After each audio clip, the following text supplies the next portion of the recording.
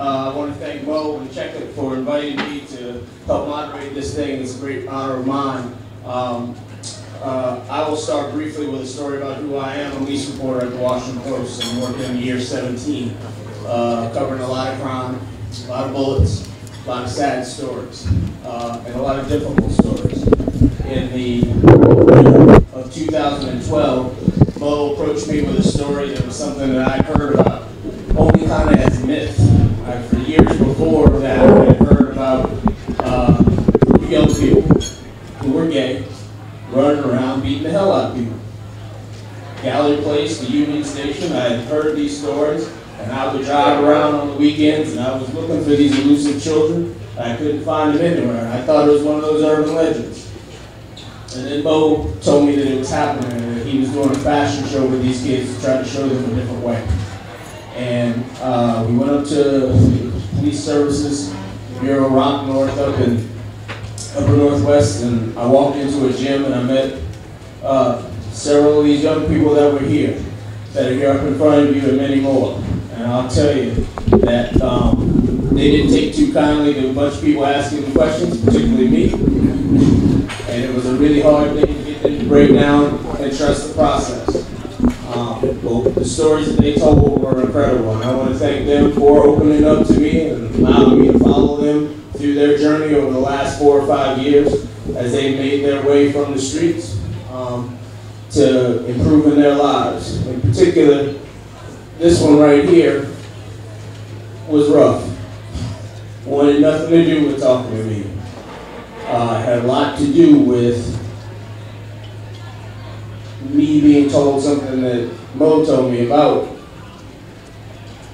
Mr. Bennett at the time. And that's that he, at the time, and that was, he was good with his hands. And his hands were really strong. And his demeanor was really hard. And that's where these people were at that time in their lives. So along the way here, as we go through this discussion, there's a whole lot to unpack from that incredible documentary and the incredible story that they had. We hope to have questions from you to be able to engage them, to try to help them to open up, because they've got a lot of insight to explaining what's going on in the city, and in particular what's going on down here on K Street. So thank you again for being here. We'll open it up. We'll start off with Councilmember Grosso. Please tell us what you think. Thank you, and good evening, everybody. I have, it's not very often that I'm without words, and I just have to say that the kind of strength that it took to be in the documentary, to be in the movie, and then also to continue to follow through for a couple of years now, doing what you're doing, blows me away. And so, just tons of respect for every one of you, Trey, all of you guys. Really impressive. My office, I'm an at-large council member. I represent the whole city. So when Ron told me that he wanted to invite me out, I thought this is a real honor, because it's an opportunity for me to see the documentary in the community, be a part of the community, and then talk a little bit about it from the perspective of somebody who represents the community. And my office, just quickly, is based in a framework of human rights. Everything I do is based in believing that all human beings are equal. And when I first started out in 2013, I put on my website the Declaration of Human Rights, all the different sections of it. And I thought I knew what human rights meant. And then as I've done this job and I've learned more and more about my city, I've learned more and more about what it means to really respect human rights and really love people. And really, in the end, it's about learning how to love every single person in a meaningful way, in the sense that that person can feel that and be respected and respect back. And, it's hard because it's easy to do policy when it's based in some words in a declaration. It's harder to do it when everything you do has to be based in that moment, that respect, that love. And it really, I think, challenges our community. It challenges me as an individual. It challenges my staff. But as the chair of the Committee on Education, I'll just close with this so that I don't take up all the time. As the chair of the Committee on Education, it breaks my heart because I think about how our schools fail every single day, our LGBTQ community in the city, and how, what can we do to better embrace and better encourage all of our youth to be who they are in their education. And that's the biggest challenge I think we have as a city right now. And once we solve that, then I bet you'll see a lot of other of our issues be solved in our city. And so I commit to continue working on that, but thank you. Jay, you got the mic in your hands. You want to take the next crack at having a few words on behalf of Check It?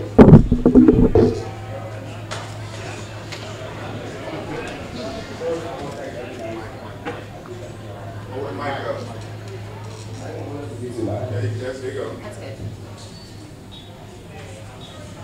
First, I just want to thank everybody. It means a lot. And more so, just know where we come from. And more so, everybody will out there who are trying to get back off. Because we know his head was carried. But now we at the stage where everybody's grown, everybdy's grown. We understand our mistakes. I'm sure everybody understands the mistakes. And we just want to get back off. And with the help of support, people in the community really got it. So that's just all I want to say. I just really thank y'all.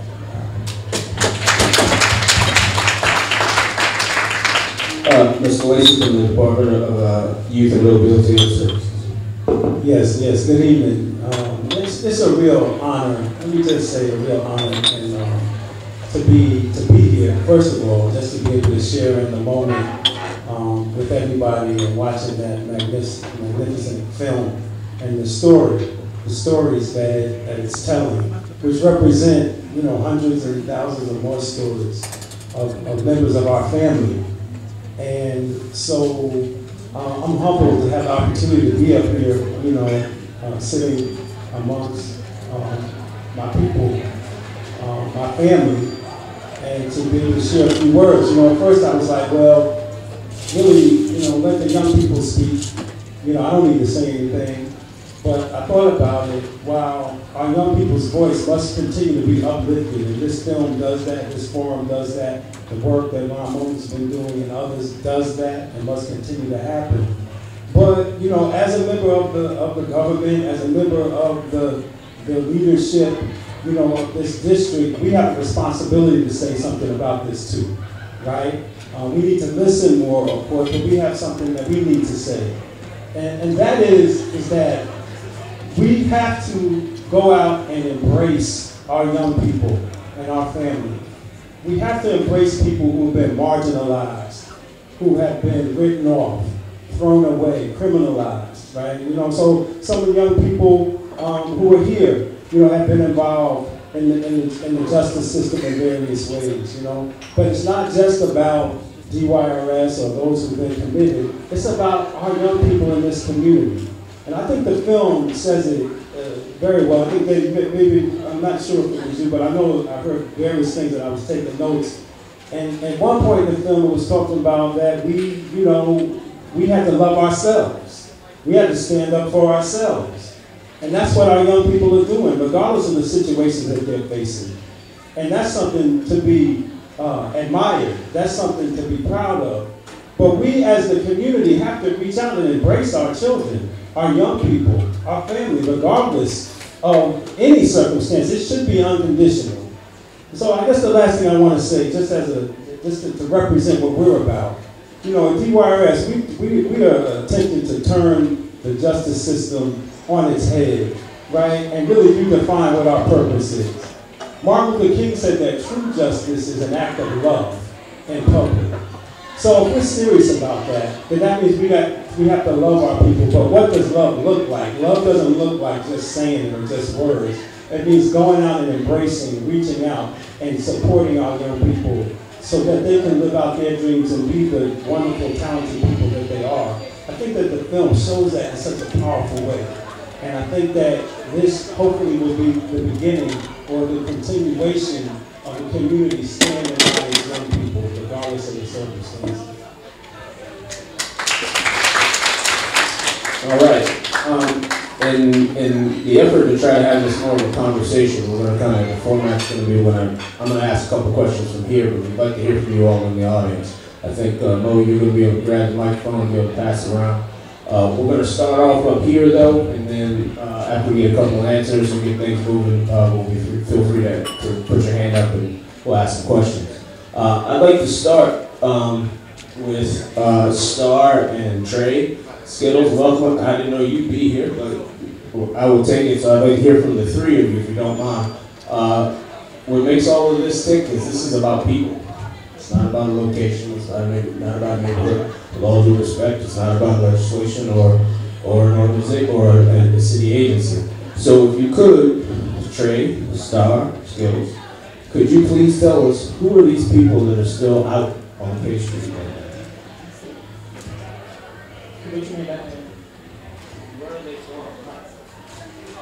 I'd like to know where are these kids coming from? What neighborhoods? How old are they? Are they in the game long term? Are they in the game short term? Who are some of the people that are out there on K Street on a nightly and a weekly basis?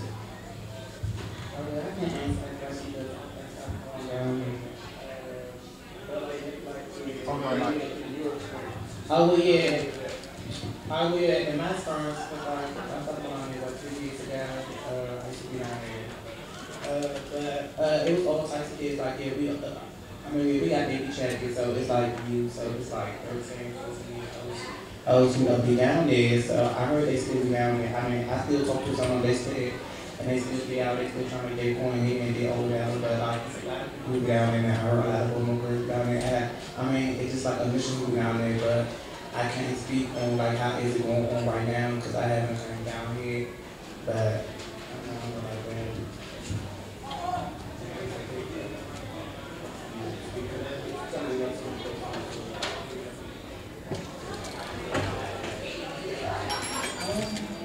I don't know. They push out anyway, coming out like you have young people now like that's becoming a transgender woman at the age of like 13, youngest age, like they real young. So they been pushed out early, so this is where they coming at.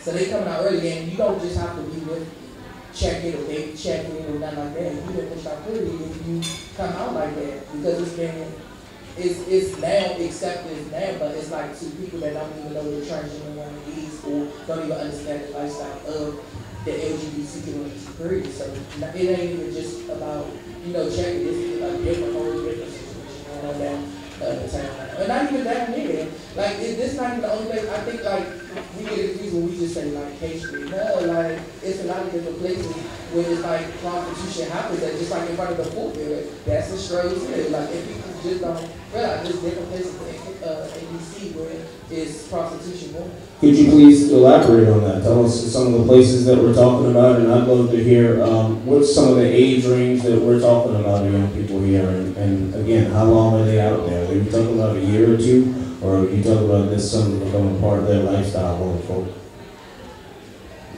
I'm not sure like the reach age. I just know they start young. Like a lot of people start young, and then they just stay the lifestyle because the money comes so fast. And then when you're young, you make a lot of money. It's good money too, like really good money. And you just, like, you stuck in that lifestyle. And it's hard to get out that lifestyle. So when people come in your life and try to change you, get you on the right path, it's hard for you to actually, change if you've been making so much money. Like you go outside and you make $500 in one night, or you make a lot of money in one night, and you're young, you come out there every night, you make that type of money. It's like, why would I go get a regular job?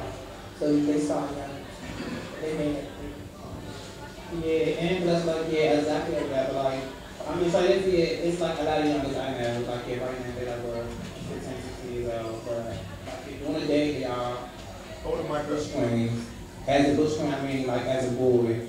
Then at nighttime they are cross dressers, so they're going to be trained. So like different days or whatever. But like at daytime it's different, nighttime is so different. So it's just a lot. And then like it's like a lot of kids down now, or I'm like all them all like mostly homeless or like office stuff. They come out here make money too, and just like they had a Trey said down about a pool building.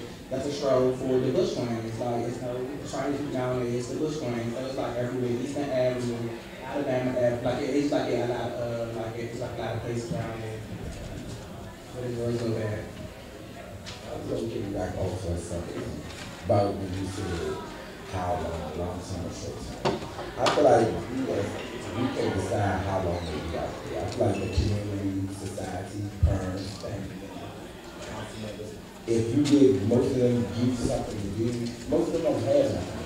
So we can't predict how long they be out there. I guess society predicts how long they be out there. If they can get something to do, then maybe they'll move from it. They get something where it's just as fast, easy money as walking and saying hello to somebody in their car. You give them something just as fast as that, maybe they won't be out there. I think that's not a question. I want to say something to that. Chief Grooms called me the other day at the Wharf, and she needed somebody with a certain skill set. And right away, a record and everything, young guy who just went through Checkit's program that came through Checkit Enterprises, a workforce development program.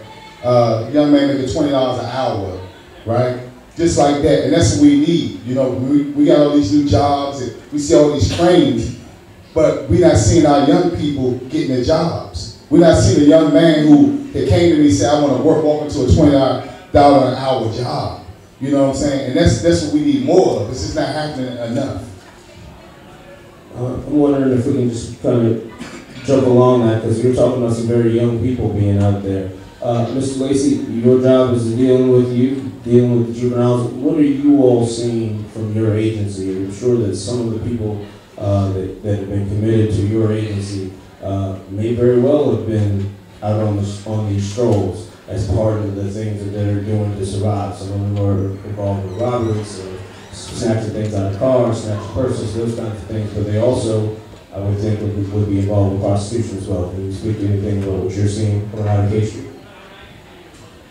Yes, I mean, everything that you said, all the above, and we can add to the list of the things that our young people are subjected to because of the way that they have been marginalized, because of the way that they have been, even if we're talking the larger society, abandoned, left to raise themselves and their families, left to fend for themselves so often in society because they aren't given the proper support and the proper investment in their development. So it's about community and family development, because if we invest in the family and the community, we're investing in our young people. The film says it so clearly. If you give young people some support, some resources, look what they can do. Look what they can create. Look how successful they can become. So yeah, we could talk about the sad stories, the horror stories, the violence that young people have been subjected to, the things that they've had to do to survive, right? That's what it ends up being. So, but what are we going to do then to intervene into that situation and say, young people, there is opportunity for you.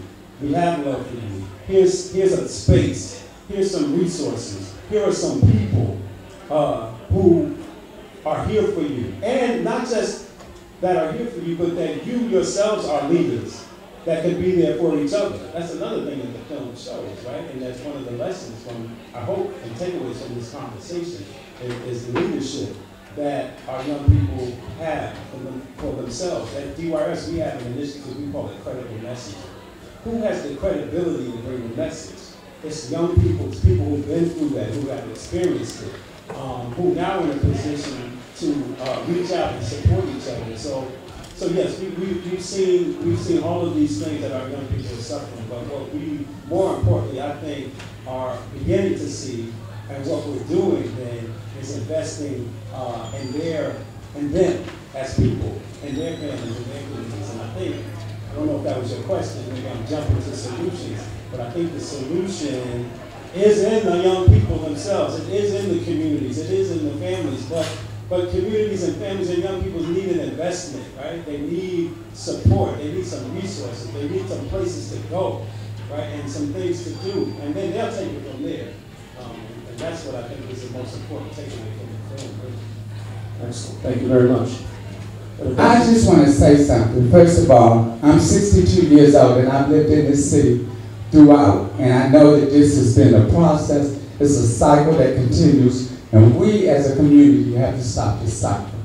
Our babies are being killed. Young transgender women every year are being persecuted just for being trans, just for living in their own truth. So you talked about something, this is a perfect segue to what I'm trying to do. I put forth a wellness initiative for the Department of Health and the district government because we need to own our own wellness. We need to say to everybody that we need to promote our own wellness. We cannot wait for the great white hope. We cannot expect the government to free us from our oppressors. We have to drive our own car. I just want to say I didn't know what to expect when I came to see this screening, but I've watched a number of these young persons change their lives, and they've done it on themselves. I'm so overwhelmed to the point that I'm touched, but we have got to end this cycle. So I have a wellness, Solutions to Wellness conference on the 18th.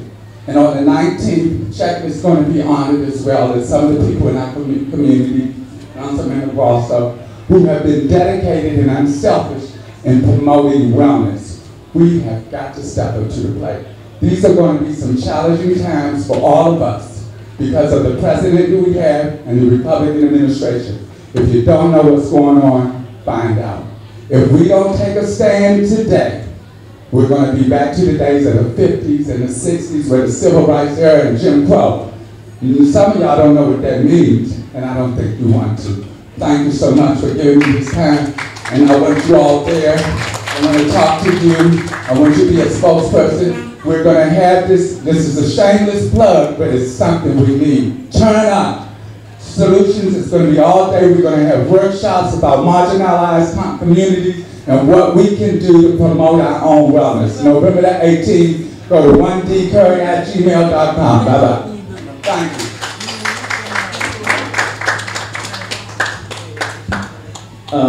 All right. I think one of the things that we saw in the film, again, a lot of themes to unpack. One of the things that was going on was about change and about transformation that was going on.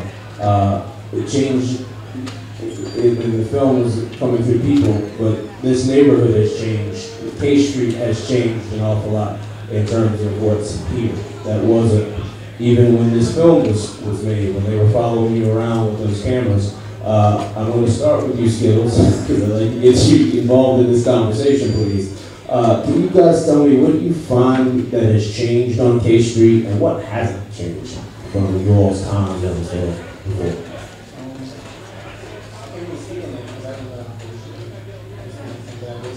Not your, okay, fair enough. Trey, Trey, can you speak to that? Like, what has changed and what hasn't changed in terms of what you see down here in this neighborhood? Everything changed. The development, that's everything. The money changed, but it's different now. To me, my opinion, I feel like the transgender women out here have to work harder than what it used to be because there's so much development coming. Not that the coin stopped, not that the money stopped, but it pushes a lot of the clientele away from K Street. That's what it is. Like all this development and stuff, it pushes everybody because you have police sitting on every corner now. It ain't like it used to be where the police drive through and they just go on into the shift change. Everybody used to know the shift. So if you learn the shift, if you learn the schedule of the police, then you knew how to make the money, but it's harder now. And I think that it's changing for all the development and stuff that's going on. That's nice.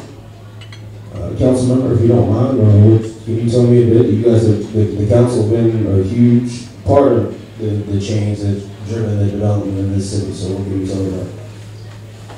Well, you know, for me, it's really a moment for me over the past 6 months or so in analyzing what we call in the council revitalization of the city and recognizing that the promises that we made back when I first started working on the council in the early 2000s, that revitalization was going to help everybody, have not been fulfilled. And in fact, it's been a pretty big failure. And so when I hear everyone talk about what we need good jobs, we need good opportunities, I think that we've done a really bad job of investing back into our communities. We've done it a little bit, but when you talk about, you know, city center, and you talk about this community in Noma, and you talk about the Wharf, and you talk about, you know, 14th Street Northwest up the, you know, up from U Street down, you know, and you think about all the money the District of Columbia has made on those projects as a city. And where have we put that money? And I can tell you right now that we have not invested that money where the money needs to be invested. Ron can tell you how many rec centers we've closed in Ward 7 and 8 over the past 10 years. You know, how many programs have not continued because the city hasn't invested meaningfully in them. And these are programs that I think would allow us to really put our arms around our youth. And when they're not welcome at home, or they're not feeling it at school, or not feeling it in the community, the government needs to step up and have people on the ground saying, we love you and we're with you and we're going to work through this together in a positive way. And I think this is where we failed as a city, and it frustrates me because I've been in the middle of it. And I have to be honest, it's a realization for me over the past 6 or 8 months. Came to a head when I was marching over in Ward 8 for a grocery store east of the river.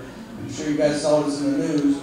And I was shouting at the top of my lungs that we needed healthy food in Ward 7 and 8. And then I realized that I was shouting at myself, and I was one of the ones that needed to do something about it. And so it's frustrating, to be honest with you, because I hear these stories and I say, I know the solutions, but how do we get the money invested? So when I see all these buildings on K Street, I say, what good are they if they're not going out and helping the kids in our city?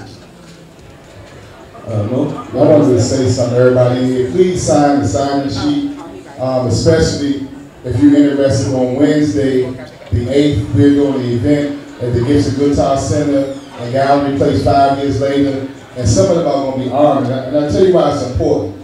This young man right here has been through a lot. He just lost his grandmother who you saw in the movie, who practically raised him, right?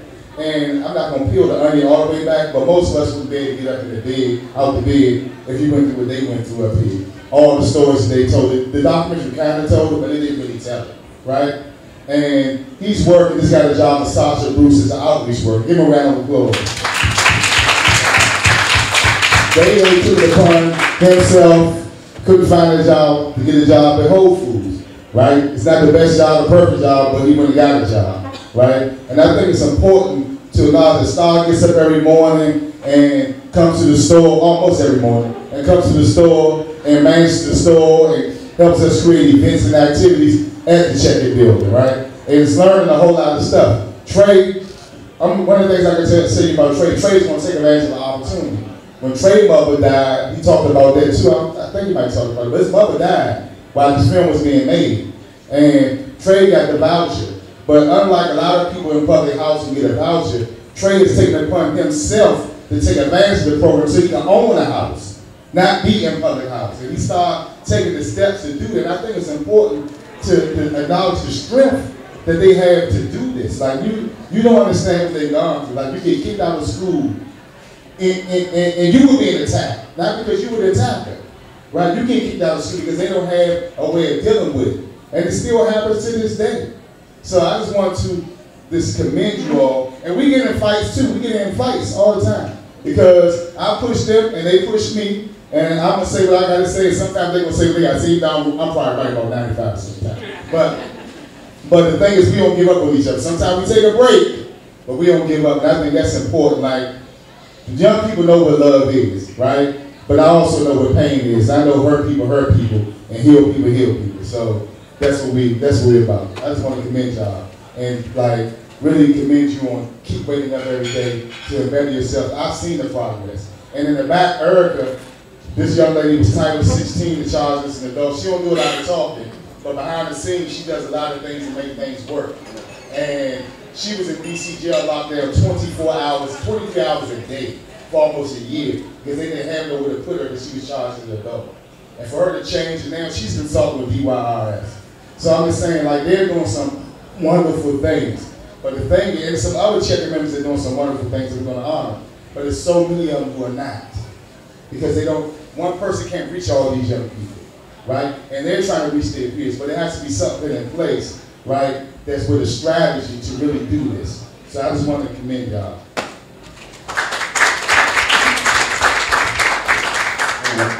Mo has been got in my outline here because I'm kind of moving in that direction towards trying to get towards some solutions and trying to meet some needs. I go back to, when Mo asked me to do this, I went back and read a couple of stories that I've written, because I've written several about these young people. And one of the most recent ones was after their fashion show, soon after as the film was being released. And I quote Star Bennett, who doesn't speak a lot, but when she speaks, it always tends to be direct, to the point, and pretty powerful. And I found that I've just realized, going back in this, that I actually finished most of my stories by quoting Star. So, the story was, again, about a long weekend of the premiere of the movie, and then they had a fashion show, and I say, as the weekend's bustle ended and the fashion models returned to their clothes, Star Bennett summed up where her crew is and what they continue to be. Quote, "Check it, it's design, it's fashion, it's alive," Bennett said with a warm smile. "Check it, it's still a family, we always will be." Feeding off of that need for having family, the way that you all came together in such a special way, do you find that need is still very much alive from the young people that are younger than you, the generations behind you? And in what ways is that some way that something that won't be filled by government? Is that something that you need someone like Mo or someone from an organization to step in to help fill that void? What do you all find in terms of these young people and finding family or seeking family?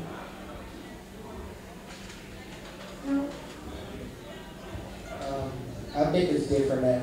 When we first started hanging together, it wasn't no champion. It wasn't no such thing as champion when we was all hanging together. There was a lot of us at the time. I think when we first started hanging together, it was like 14 or 15 of us.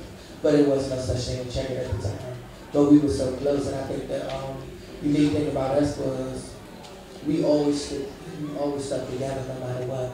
So any situation, like it could be a situation where, and it's different now than it was back then, because we would be in situations like we was always there for each other. Like you would call me like right now, oh, I'm leaving the house or wherever I'm at to come to you at. And I mean, we got to fight or we got to do, we just do, we got to do. And even when in high school, if we was in high school, you call my phone or you send me a text, oh, I'm leaving out that school and I'm coming to you. So we had a relationship like that. Now it's a lot different now. You don't have people sticking together like this. I feel like everybody's out here now, the LGBT community is so divided. Everybody is like on their own thing now, they're the same one. And the LGBT community is so like shady. To me, it's just like they don't even stick together. They're so much against each other. It's so different now than we can. And it's so big. And to piggyback on for what Toby said, I mean, like, yeah, it is different now from some fact, like, I mean, I don't think it would never be like nobody like us, like Gary, Armstrong, like Gary, we always friends, when we was young, we still friends now. We the only group out there getting like, we way before us, and we all still hang up, we still out here, we still alive, we still us. I was hoping to check it, I feel like we the only family, the only friends who actually still, I mean, like, they're actually still out here, like, when my friends come to when my house was always open to all my friends, I knew for all my friends, so Michelle and I do some out like everything, I still don't care from each other's bag. But my friends need, like, if I'm people, like, they just think, like, we always stick together, like, they was still to the day, we stick together now. And like just like if you said you need mom or anybody else, I mean like I think we can actually go out here. I mean because mom and they actually taught us a lot, especially Mel. He taught us a lot, he taught us all the things out there. I think we can actually go out here and our focus on the union because that's the fact like they would sit right here and they would listen to us more than anybody. We actually had like outreach down gallery and we went down there to talk to a lot of youth down there and like a lot of LBC down there. And they came up to me and they was like, y'all the only people who are actually spoken to. So like, I don't think like we need nobody like that. I don't think like they just keep on teaching us things and like people out here just do it ourselves. And I'm quite sure I'm the first time we're going to continue to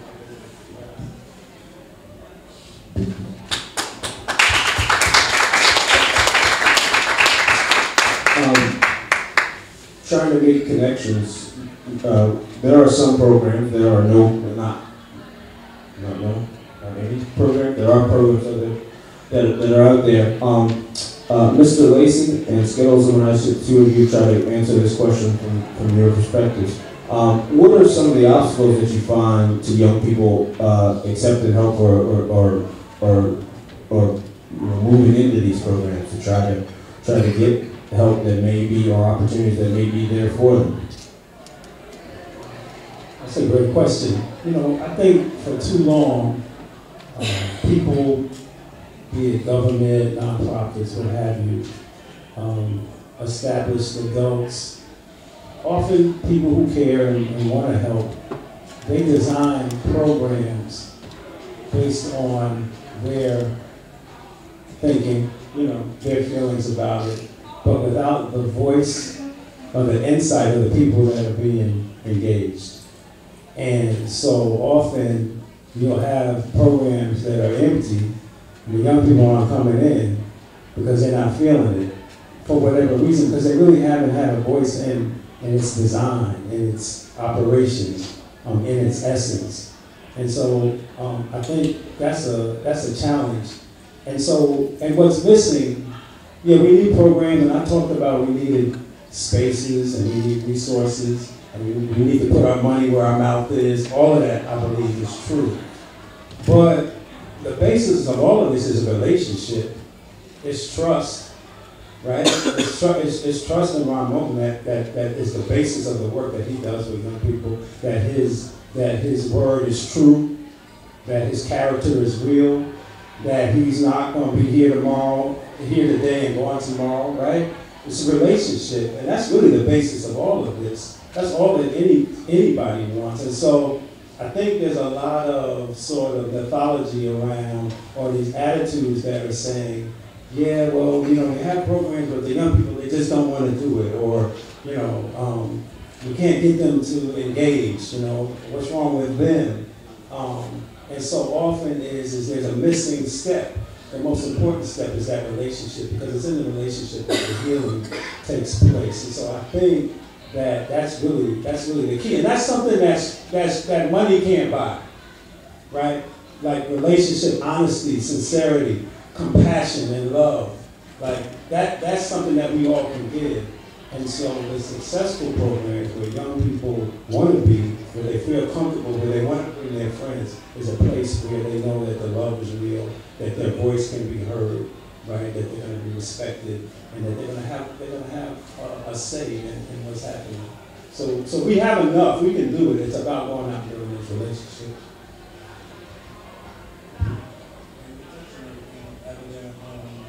The fact that bringing different jurisdictions and stuff, people get creating on Ward 8, and the programs in Ward 6, a lot of people didn't miss that program because it's in Ward 6, and it's having a that. So a lot of times that be an issue. What he said, it's just the connections and stuff, and people not actually going into them parts of the community where they feel as though that the community is rather than go over here and, give them the resources and connections and stuff. So they take it elsewhere. That's about it. I mean that. One of the things in the film, parts of it, who had quotation, knows that quotation. A lot of adults have had that experience chasing young people, trying to help young people. What is it about you? Can you think back to those times when you were there? What prevented you from just showing up and following? At that time, I probably was be hanging with my friends and stuff like that. So if it's not a place where me and my friends are going, most of the time I wasn't interested. Most of the time, you want to do things that you really enjoy doing. So if it's not something that you're enjoying doing, you won't be that interested. A lot of the times, that's the problem. Is people find things that they love to do versus what they have to do.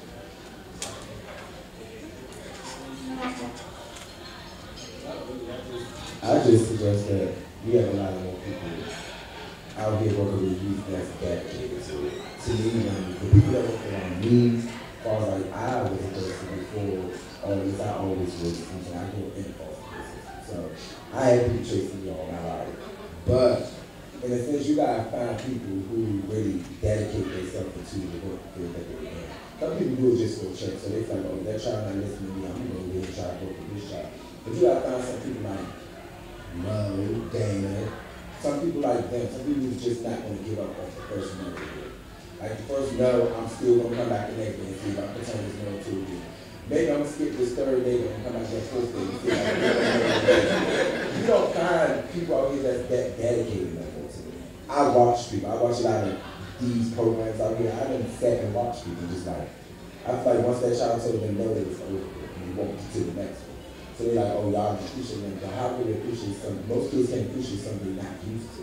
So like, if you take them out there and you expose them to it, then maybe they'll like it. Maybe they'll know like, okay, well, this is what you do.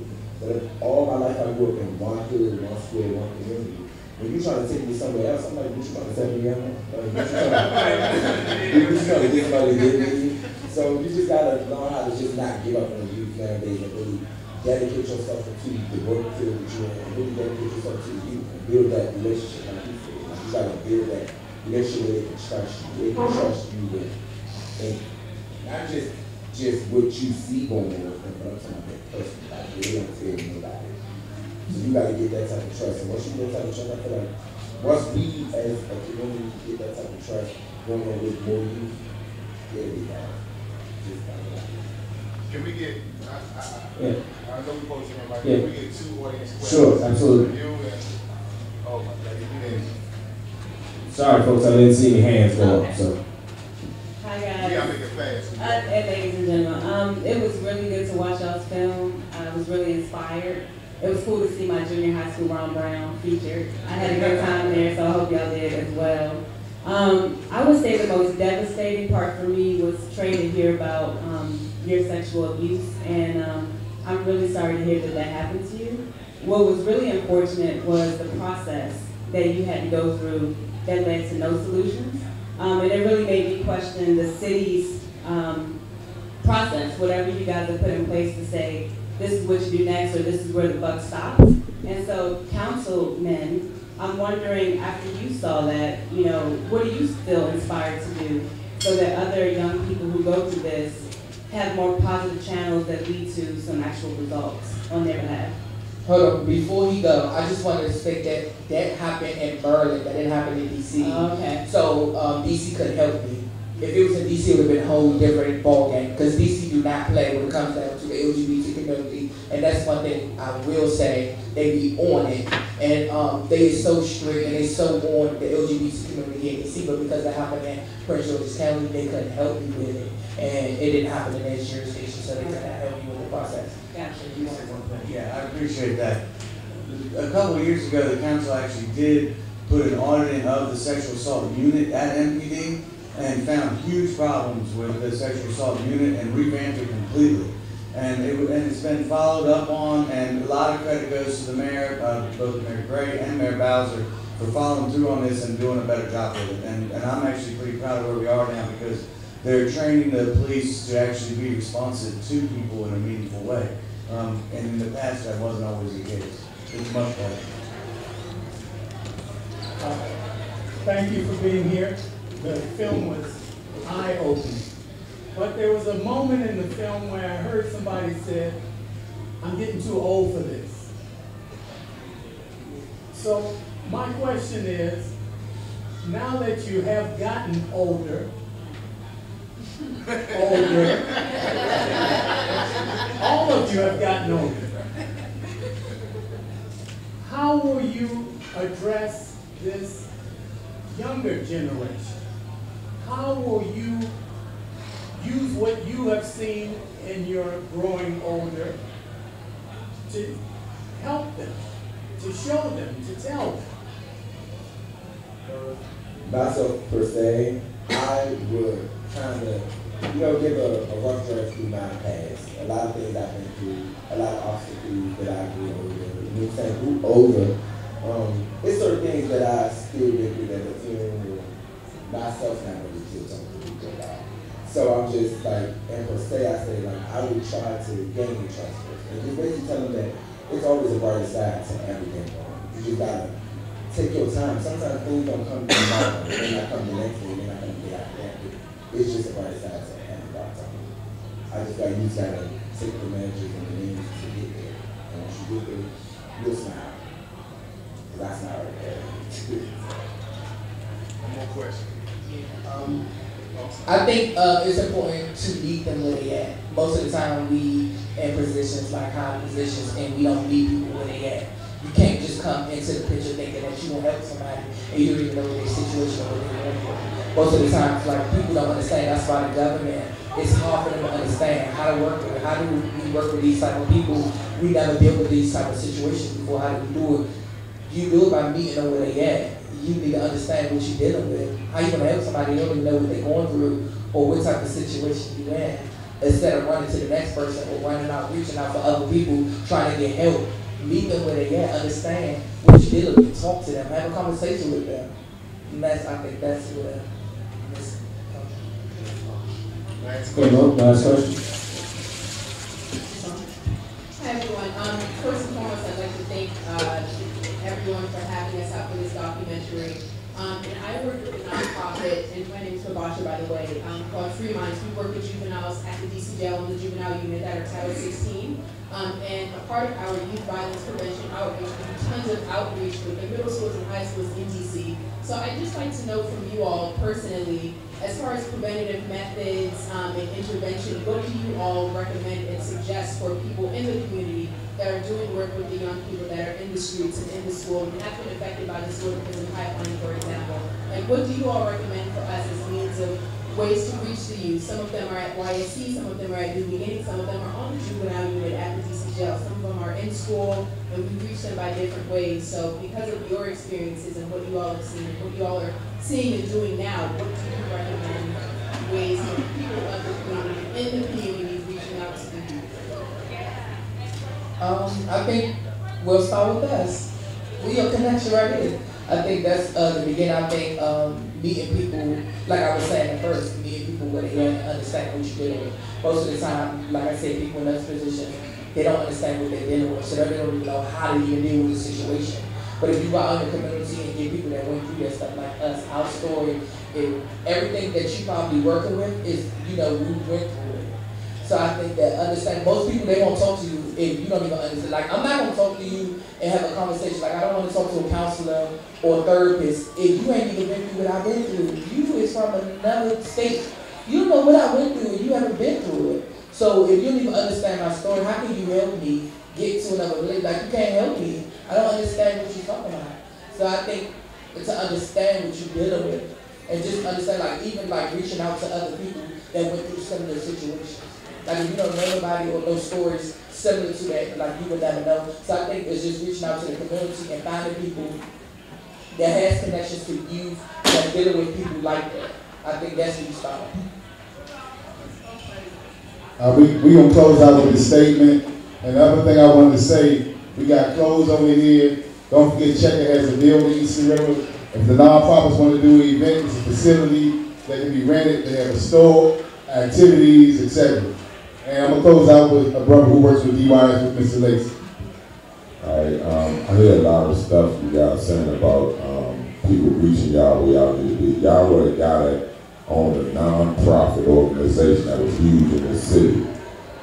You guys can start that same thing with yourselves. Like, you guys grew up together, you guys are friends. It's 24 hours in a day. I work for Mr. Clint Lacey maybe 12 hours out of that day. That other 12, I'm rocking and rolling in the street. So I have a nonprofit as well. I don't speak much on it, but you got a guy right here that was a pioneer in this city. Whatever happened in this nonprofit, but he can give you the blueprint on how you guys can get it started in this small country town. And I'm gonna say that again, this is a small country town, but there's a lot of money in this town. You guys can be the first ones to move forward with y'all nonprofit on that behalf. Because like you said, Trey, it's people coming to you, talking to you about something that they don't have nothing or have a clue about. You have all the knowledge. Get the paperwork together and get it rocking.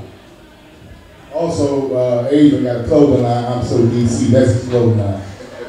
We kept that out of the equation. So you want to close your mouth? No, again, I just kind of want to thank everybody for their time. I want to thank our panelists for some really thoughtful responses, even if the questions weren't so hot.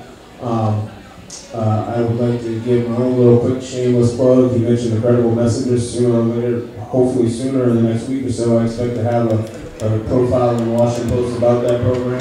I hope you all will read it and share it with other folks. I would like to kind of just close, as I told you before, as I started this thing, I had the pleasure of meeting these young folks when they were much younger and much harder and I've seen a lot of the change. The first story that I wrote was about the first fashion show. The story ended thusly. Off the stage, the young men know they have real fights ahead. To get GEDs, find jobs, make homes. They have no illusions that one night could completely change them or check it as a whole. Quote, I ain't changing for nobody. I'm still going to be who I am. Now Star Bennett says, sometimes you're going to have to fight, especially if you're a gay black man. Well, I've seen these young folks, and they've fought for each other, for their own lives. They've made real change. I read a lot of stories. I see a lot of people not make it. I think these folks have shown the way. Hopefully some other folks will be able to do that too. Thank you all for your time. Thanks for coming out.